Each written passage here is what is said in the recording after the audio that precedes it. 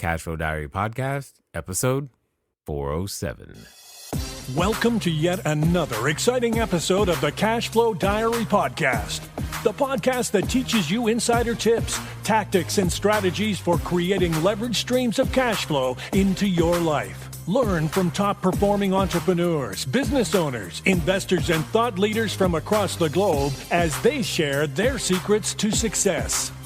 Like what you learn on this and other Cash Flow Diary podcast episodes? Go to learninvestingnow.com and sign up to receive powerful tips and information that will help you succeed as an entrepreneur and investor. Now, here's your host, investor, entrepreneur, business owner, educator, speaker, author, and master facilitator of Robert Kiyosaki's cash flow game, Jay Massey.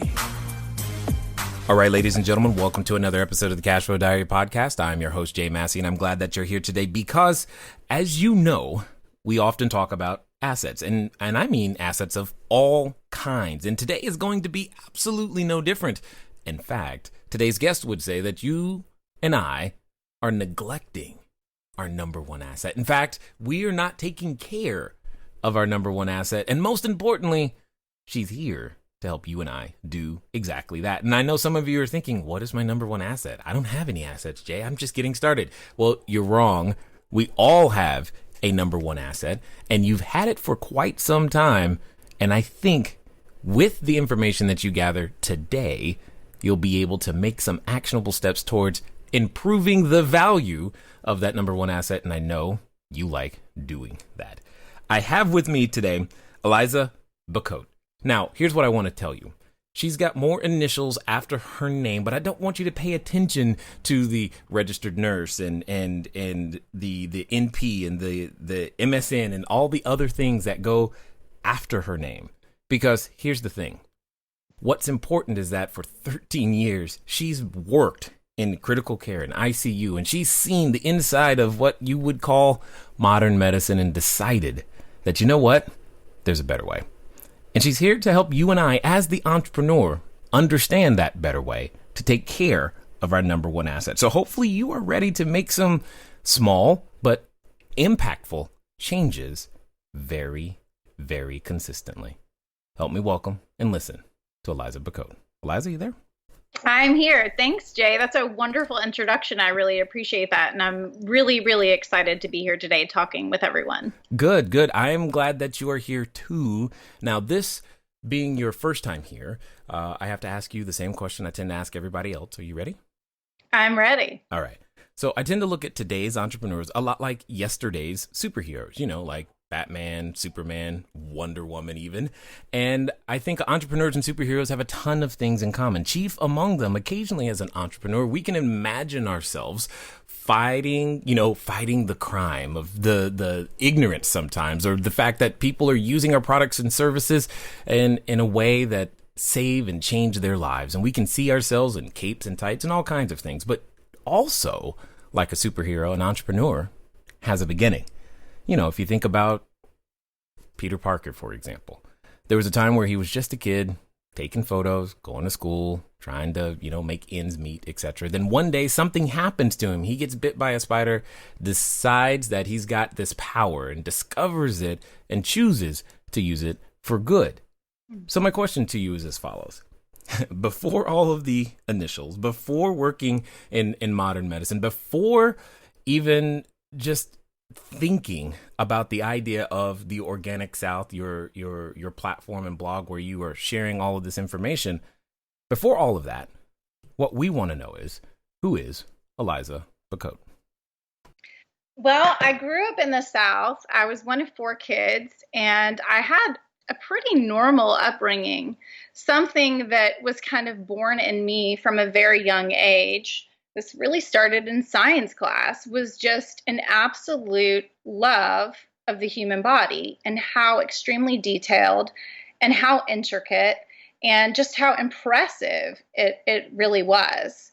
And so, yes, before all of this work in medicine and before the Organic South, it was just a little girl growing up in Marietta, Georgia, and had a deep, deep love for anatomy and the human body.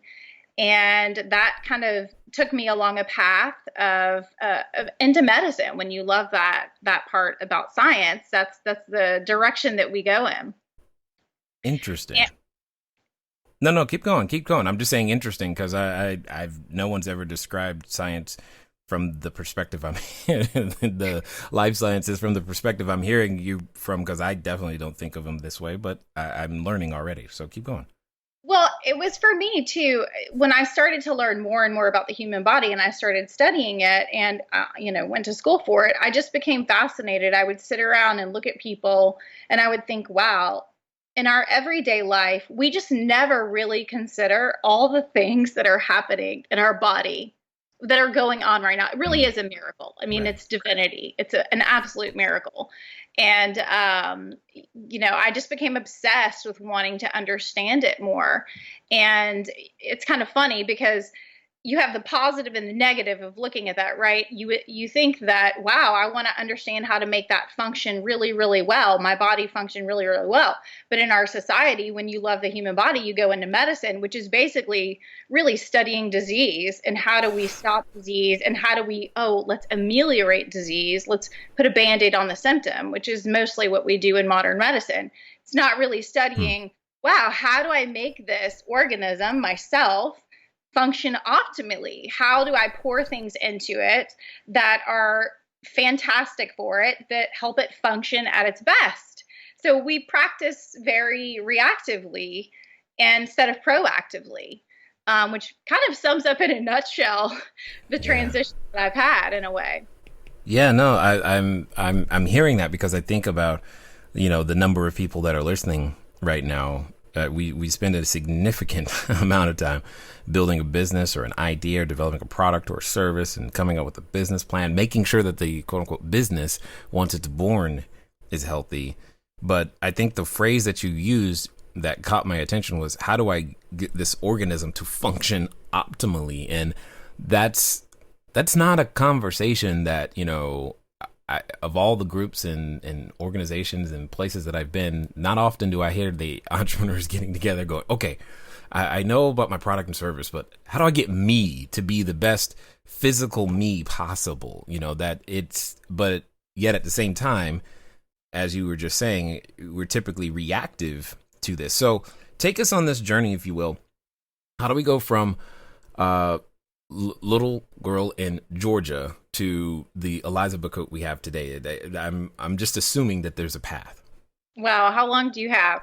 A lot of detours, right? No, but what you said is very true, and I'll just touch on that for a minute, and then I'll kind of elaborate into my story. But this is so true. Now that I'm in the entrepreneurial space as a female, I'm constantly focused on how do I grow my business? How do I reach more people? How do I impact more people? How do I make people better? But it's one of those things that I had to sit back and look at myself and I'm not actually creating good ideas or good things or being creative if I'm not well. If I'm putting garbage into my body and I'm not taking care of myself, then I'm actually not helping my best asset. And it's funny you mentioned that, because where we met at that entrepreneurial conference, I kind of looked around and was like, wow, people are really not that well here. And we're not even starting with the basic foundation of being an amazing entrepreneur, because we're not starting with us. And we're just so focused on the business and what we need to do. And some of that is great. It's purposeful wellness, right? Part of wellness is living your purpose. But we just kind of love to ignore those things until we're in an ICU and not well. And then we can't even enjoy the fruits of our labor. And I've seen a lot of people that are very, very successful entrepreneurs and businessmen that were my patients. And at that point, it doesn't matter. But my journey really, I just, went on to the University of Georgia and started studies in pre-medicine. And I had a really cool person speak into my life and was like, do you know what it means to be a nurse practitioner? And I said, no. And started learning about that field. It was just kind of a nice, happy medium where you could function autonomously in the medical field and not have to go to medical school. And so I loved the fast-paced environment of critical care. And so I went on that path into the ICU, taking care of people when they're really at their worst and very, very sick. And sometimes that means helping them die really well. And sometimes that means, making them better in some ways. And, got a master's degree in that, and just to continue to function in that environment, and was convinced that this is what I'm going to do for the rest of my life, because this is the path that I've taken with a lot of school and a lot of investment in time and monetary investment. And what was interesting is about 8 or 9 years ago, I was working in the ICU at Emory in Atlanta. And I had a very good friend who I have to mention, Erin Hanauer, who is from California. And she started also speaking into me health and wellness. And we would sit around and have conversations about, wow, how do we not end up like some of these people? I had been in medicine long enough to see a trend of extreme amounts of disease, growth and inflammatory disorders, autoimmune disorders, things that were really preventable. So I just started researching food and what was being done to our food and our food culture. And, the majority of us have no clue. And as I dug deeper, started to make all these changes in my life personally. And we're talking, I'm in my mid-20s, so I could wreck my body at that point and rebound pretty fast. But I was really starting to become aware. And so it really started with food for me. And then I would say probably about 4 years ago, I was actually had the idea of the Organic South and came down to visit a local farm to blog about it. And we live in a wellness community called Serenbe. And so we changed our life and moved there. But I didn't really consider the products in my home, the chemicals in my body, other aspects of wellness, until we really discovered this wellness community. And actually, ironically, my graduate school instructor from Emory introduced me to essential oils.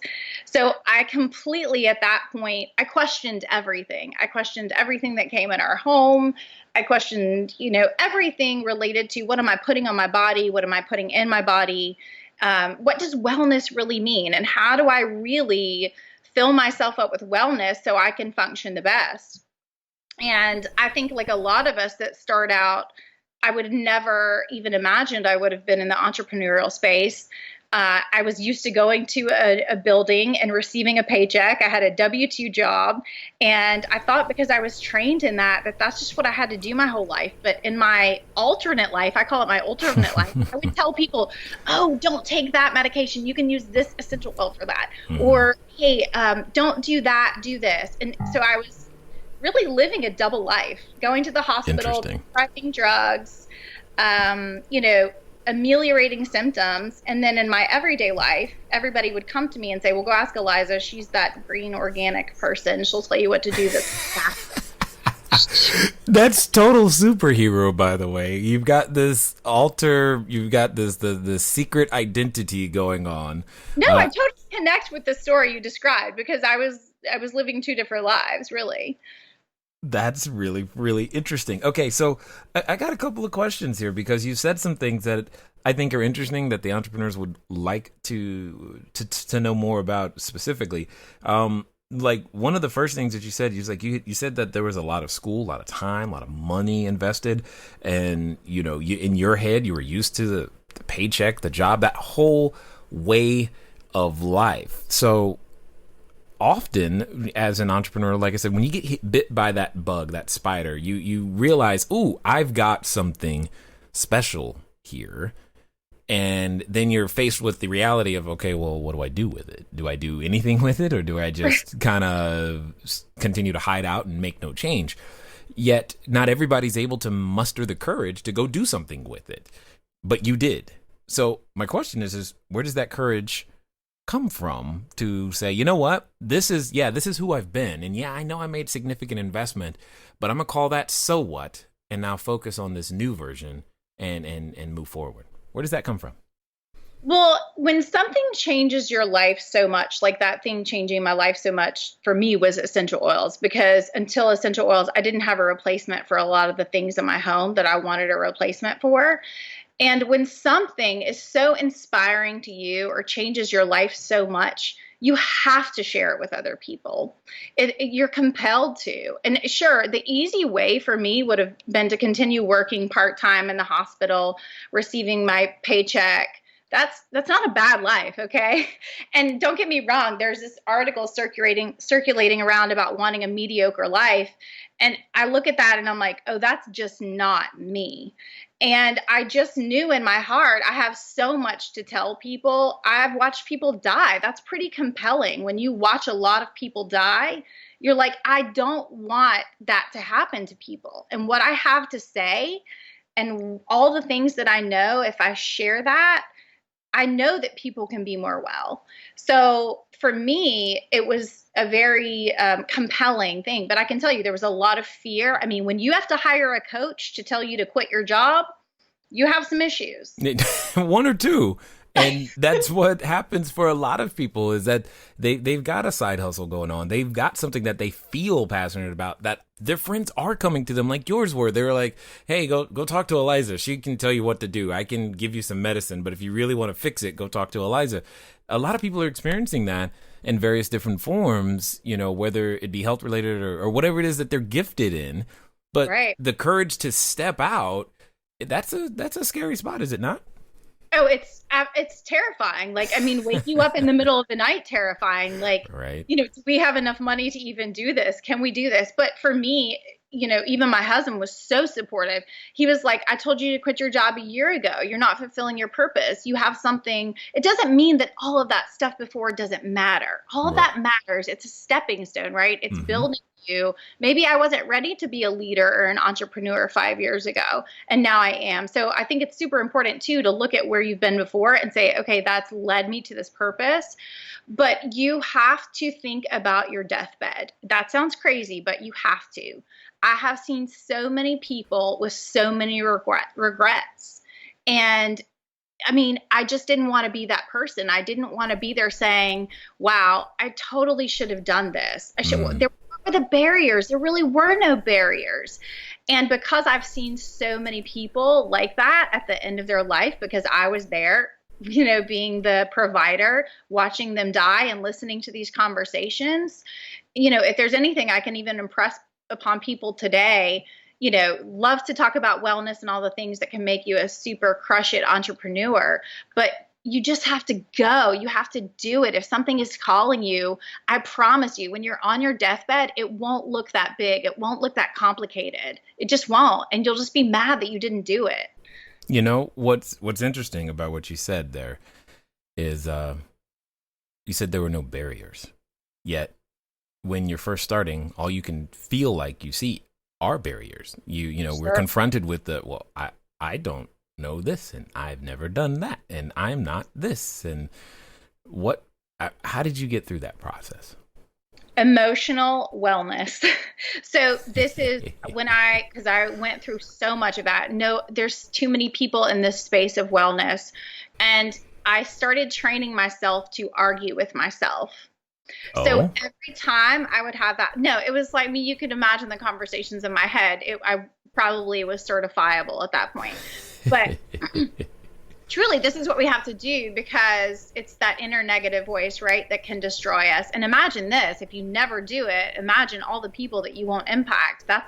Imagine if you could see that playing on the screen in the future. But as it would say to me, well, nobody else needs to be in this space. There's plenty of people in the wellness space. I would say, yeah, but you know what? I'm different than them. And there's a lot of people it's going to take to initiate a wellness revolution in this country. Not one person can do it. There needs to be multiple, for everything. I can't leave my job. I need the income. Well, okay, you know what? I could cut back on this a little bit. I could cut back in this area a little bit, because this is important enough to make some budget cuts so I can move forward with this. And every excuse, they're really excuses, right? That come up, I would just have this conversation. And I would also say it out loud to someone that I trusted or that was filling me up, and say, okay, what's your counter argument to that? So what becomes a long list of barriers and excuses really is like, no, I just need to look at the other side of this. There's always a way out. If you really want something, if you really want to do something, you'll find a way. You will. Yeah. I agree. I agree with that. So that's easy. That's easy. But that's where we can get caught up, though. That's actually the trap that I have found, not only for myself, but for a number of other entrepreneurs, is we really want to see what it is that we've envisioned actually be born, come to life, and to what it takes in order to give and to make life happen. I mean, that takes a significant amount of energy. And the challenge is that when you are really in the zone, it doesn't feel like you're working. So you just keep going, and you just keep going. And things like, did I eat today? Suddenly become like, you just forget. Did I drink? Did I sleep? Right. Have I slept? When's the last time? I mean, you can lose track of those things, but yet Absolutely. You're harming your best asset, though. Right. And so then that, which then brings the question, because you said it, you hinted at it, and what does wellness really mean then? Hello there, entrepreneur. This is Jay Massey. I know that if you've ever gone over to the site, cashflowdiary.com, you may have asked yourself, where on earth do you get a domain name from? Especially as you are beginning to build your bigger, better, badder business, you need a web presence. You need the email address. You need a way for people to contact you electronically so that you can stop doing the @gmail.com game. Well, the good folks over at GoDaddy have definitely supplied us with every domain that we have ever used. So what I want you to do is I want you to go over to trygodaddy.com/cashflowdiary. Again, that's trygodaddy.com/cashflowdiary, because it's a quick way for you to get set up to capture your domain name the exact way that you want it. They got easy search functions, and most importantly for you is that you'll be up and running today. As I said, once you get started, stay started. Don't let small little obstacles of how to get your own domain name going stop you. So again, go to trygodaddy.com/cashflowdiary, and let's get back to the rest of the story. So that's a great question, a very broad question, right? That really could be 10 podcasts broken up. But if we're going to just kind of really sum it up, it's an intentional choice of moving forward into improving. Really, wellness is broken up into 6 dimensions, okay? So if you really want to get specific, you have occupational wellness. I was not very well in that, right? Because I wasn't fulfilling my purpose and I felt negative about my job. Emotional wellness, physical wellness, spiritual wellness, intellectual, and social. I think most of us tend to think about wellness related to physical, right? Did you work out today? What'd you eat for lunch? But it's so much more than that. So that's really the 6 dimensions of wellness, if you really want to look at that, from what is it? But it's really the practice of being extremely intentional about improving something in your life that, when I meet with most people, I'll say to them, okay, what's 3 things that if we're better right now in your life, you would feel like, okay, I'm more well, I'm more centered, I'm more this. And it's kind of honing in on those things. Like, for instance, if you get in the zone, that's fantastic. And that's great. That's productive. That's so good for your body. You're releasing really good neurotransmitters and hormones that are sparking creativity. But that means if you do that, you need to set an alarm on your phone to make sure that you're putting food and gas into your body. I mean, you wouldn't keep driving your car around if you didn't have any gas. You got to stop and put some gas in it, right? No, you would be pushing at that point, but yes. And so those little things that you do are super important. The problem is this. We don't think at the culmination in the long term. We think sometimes in the short term. So they're like, it's not going to be that big of a deal if I don't eat lunch today. It's not going to be that big of a deal if I get up at 3:00 in the morning and I have a 20-hour day today and I ignore what my body's telling me. But it's the culmination of that over time that actually creates inflammation and illness in your body. It's ignoring those things time and time again. And it's the stress, too. Stress is such a big deal. There's no stress. There's no stress. Don't. No. I would venture to say that with the food piece and the stress are the biggest things for us as entrepreneurs, right? Because it's definitely, you're sometimes a one-man show, right? And so stress management is so huge for that. And, I do want to say this. This can feel overwhelming to some people. I describe those 6 dimensions of wellness, but this is a conscious choice. When I detoxed my home from chemicals, I did 1 product every month. 1. 1 month, I was like, okay, we're going to find a new hand soap, one that doesn't have these bad chemicals. And it was easy. It took me a year, right? But I was making steps forward every time. Right. I get it. I mean, but yet at the same time, as if anyone listening is like me, they're like, no, let's do it all right now.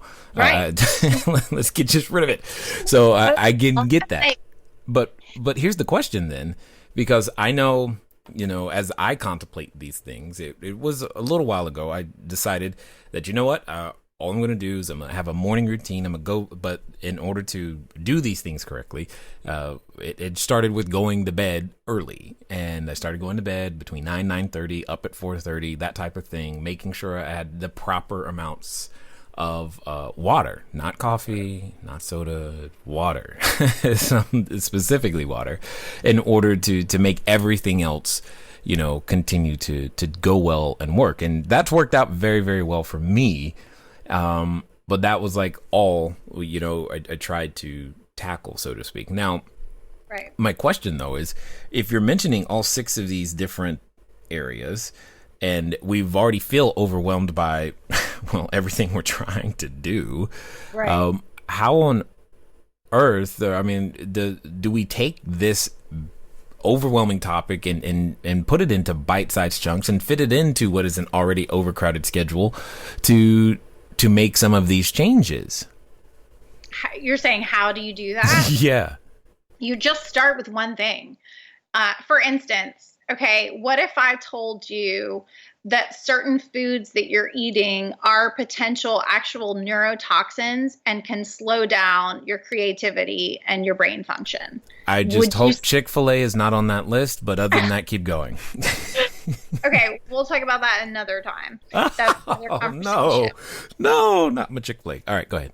But seriously, if you're an entrepreneur, right, you really are invested and care about growing your business, growing other people, helping other people in some way. But if I told you, hey, this thing that you're eating every day and a product probably that you eat is actually slowing down your brain function and makes you less creative, and you don't even realize it, right? Because your body's so used to it. It's just, found some sort of normal balance to keep functioning. But if you remove that substance, you have unbelievable mental clarity and you feel better and you feel more creative. I mean, every entrepreneur is going to raise their hand right now and be like, what are you talking about? Tell me what you're talking about right now. Right. Right? Because we're all motivated to be better in our business. We just don't always tie that to our own wellness. That's a problem. And so if I told you what that food product was, there's I could give you 20 things, but let's just say artificial dye or aspartame, then you're going to be more conscious and aware of that. And so I would tell people, start with one thing. Start with one thing that you know that you're doing right now that is holding you back from being more well. And for everyone, that's something different. Not everybody needs a food consultation to improve their food. Not everybody needs a spiritual consultation to be more mindful and to be more aware. But start with one thing that you know is holding you back and just make a change in that one thing. And I guarantee you, once you see the positive feedback loop from that and the positive reinforcement for that, you're like, okay, I kind of tackled that and managed that. Let me move to the next thing. And this is about like slow changes. And don't get me wrong, I love meeting with people. Then they're like, go through my home. You're going to do an in-home detox consultation. I want everything, chemicals out of my house. And I love those people. It's so fun. I'm like, I'm going to revolutionize your life today. And one day, like, you'll look back on this day and you will never be the same. But for most of us, let's face it, we are so busy. It is so difficult. I don't have time every day to sit down and read an article on this or that. But most of us know, if we tune into our bodies a little bit, just a very basic amount about health and nutrition and about wellness, that we can make that change, starting with one thing.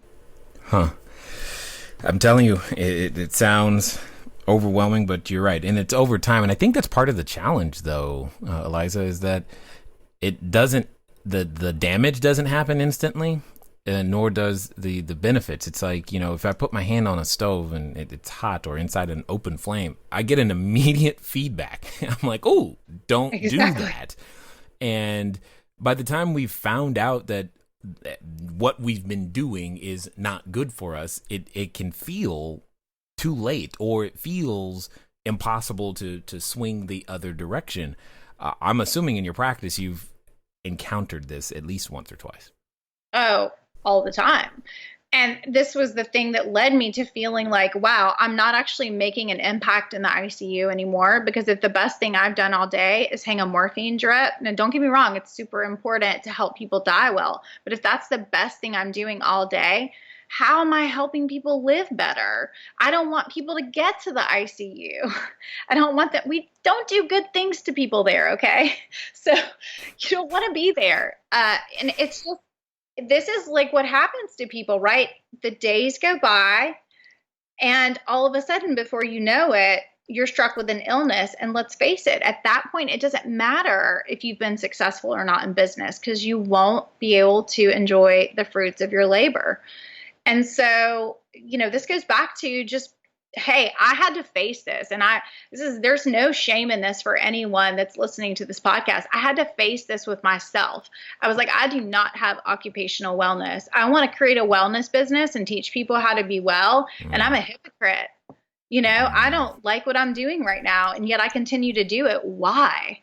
Why do we do that? And so I had to face that. That's a really tough thing to do. And I just would tell people, encourage them that, and we can go through some things that we've kind of outlined for entrepreneurs in my business, that we encourage people, that we, help and coach that are entrepreneurs on things that they can do. And guess what? If you make yourself better, your business is going to be better. You're going to be more creative. You're going to be more productive. You're going to help more people. You're going to have the energy to do that. Yeah, I get that. Now, what I do want to talk about, though, is the name of your site. It's theorganicsouth.com. Now, very few people I run into associate South the southern U.S. with anything having to do with healthy food, let alone organic. So, was that intentional? Are you messing with us here? Moron, right? You're like, who are you? That was absolutely intentional. And at first, even beginning these conversations about, you come up with a business name. These are the first brainstorm things that you do when you even think about doing something in your own space. And it's hard, right? Mm-hmm. Sometimes to kind of capture what you're thinking or feeling. And a lot of people said to me, well, you're limiting yourself because you're only limiting your audience to the South. And I'm like, no, what compelled me is that it's going to take a revolution to make this part of the country healthier. And if I only end up being in this part of the country, I got a lot of work to do. I'm always so busy, okay? Right. But so my goal and thought process in that was, what if in 10 years, by having these conversations, by doing these things that we know we need to teach people to do, what if the South is thought of just like the western coast of the United States? Right. As that healthy. Right. And we have a lot of people in our neighborhood in Serenbe here. It's, a very well-known community, actually internationally, that are from California and understand wellness. And they're my people. I love them. I was talking with one of them the other day, and she's like, they had Tupperware, beans, glass, and so, but that was absolutely intentional, because for me, it was just, wow, if we can, by this movement, just revolutionize this part of the country, that always is going to trickle out to everywhere. So it's okay if I'm not worldwide. It's okay if I'm not national. We got a lot of work to do here. And I really kind of describe that on my website, as most people laugh when they talk about health in the South, but we're going to change that. Yeah. Okay. I totally get it. But there's something that you said that I'm just curious. You mentioned a wellness community. So it's kind of a two-part question. One, what is a wellness community? And in order to make these changes, are you saying that I got to live in one?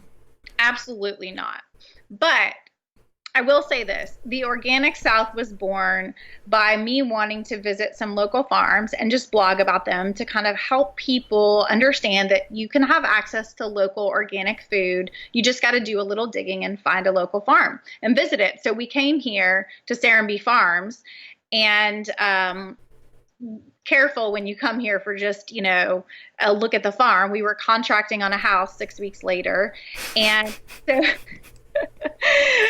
surprise, it's a very intentional community, and these communities are coming about more and more now. It's a very intentional community, and it's not just about the food here and that we eat from the farm, but it's really actually about social wellness. And that's what really changed for us, is that we didn't realize living in Atlanta how isolated we were and how important connection was to us and our wellness and feeling connected to other people. So the community is actually planned in such a way that you have spontaneous meetings with people, it's just the way it's designed. There's no front yards. All the houses are pulled to the front of the sidewalks to encourage and facilitate that connection, that community. And there's walking trails everywhere. So we do a lot more walking. And I mean, this is a choice, right? We choose not to have a golf cart because we're going to force ourselves to walk.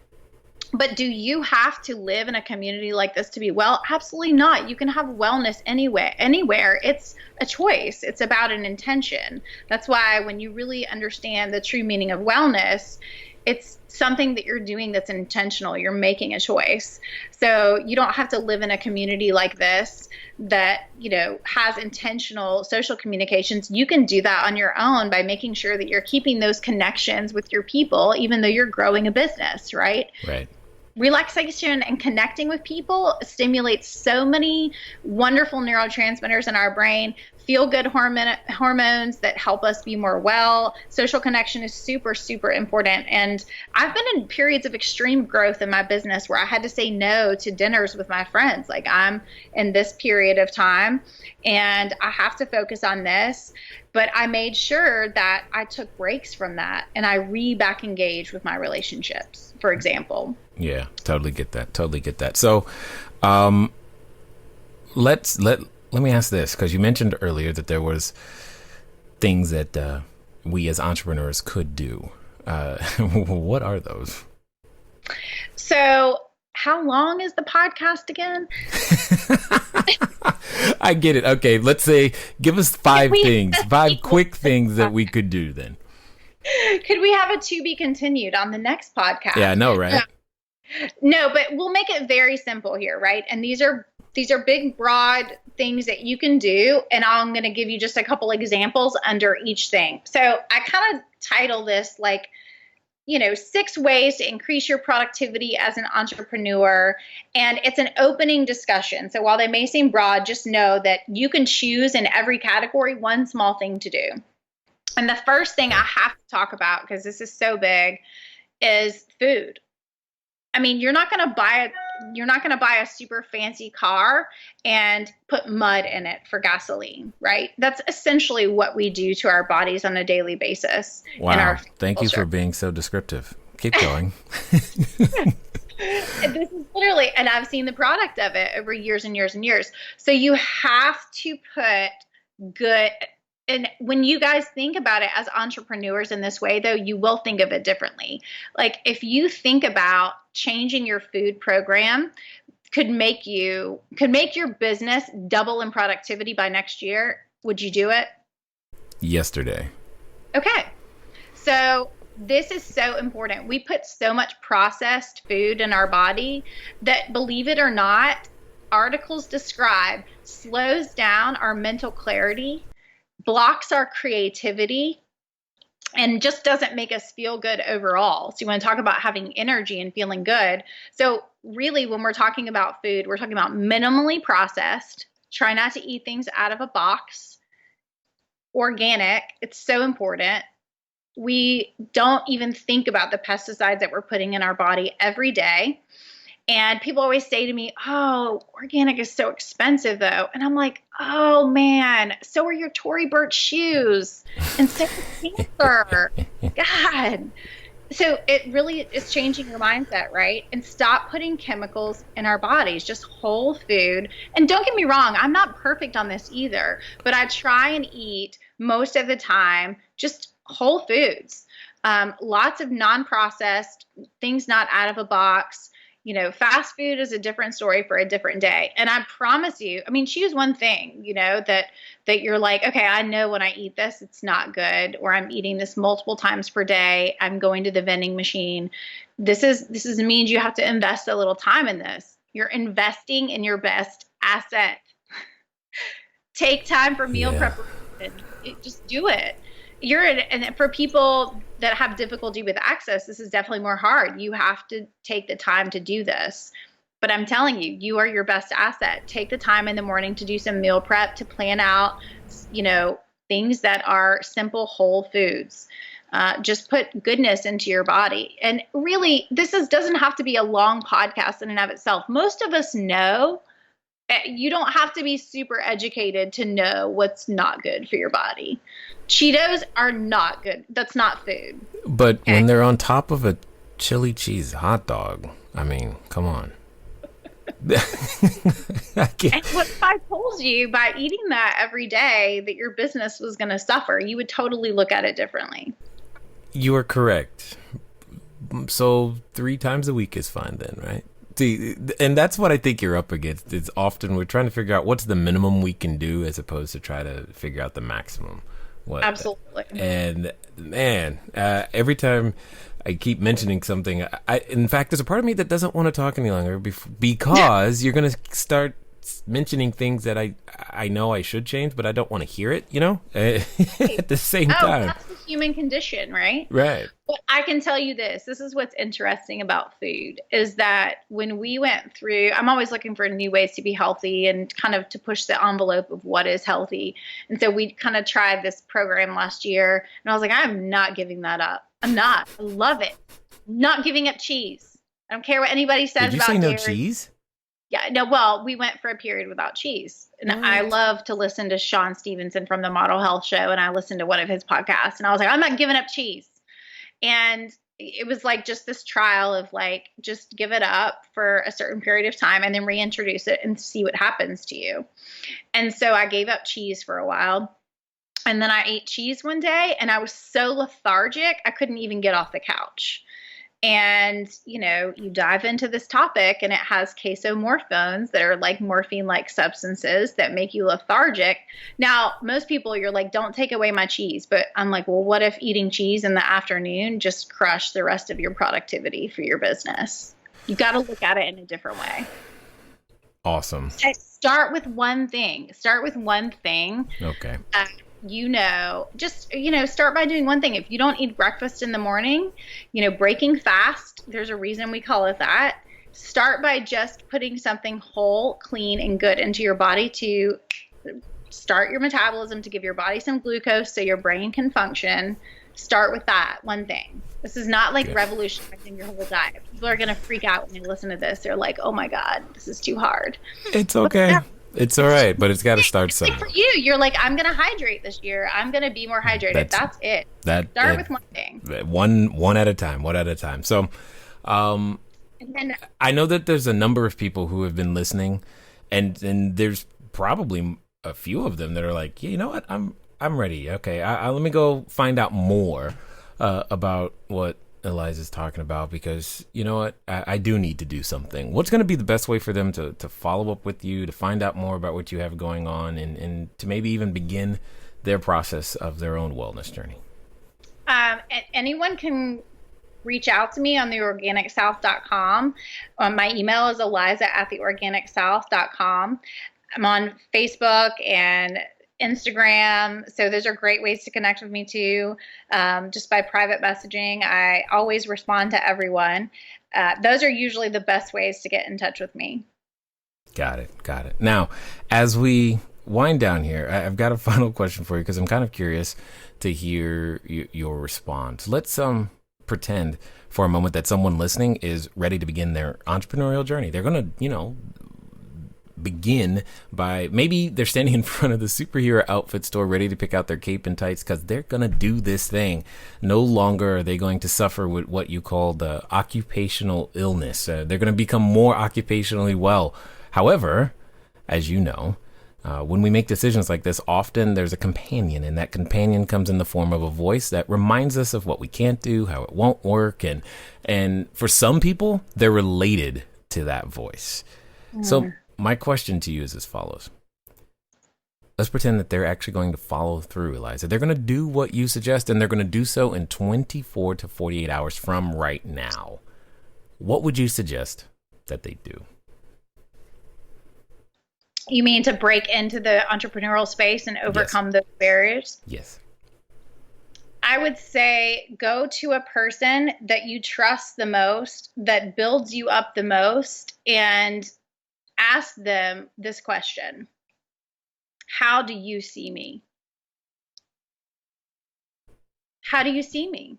Because the problem with us and breaking into that space is we don't see ourselves sometimes how other people see us. So many people spoke into me, you can do this. Like, you're going to be awesome at this. You do it all the time, every day. This is what you should do.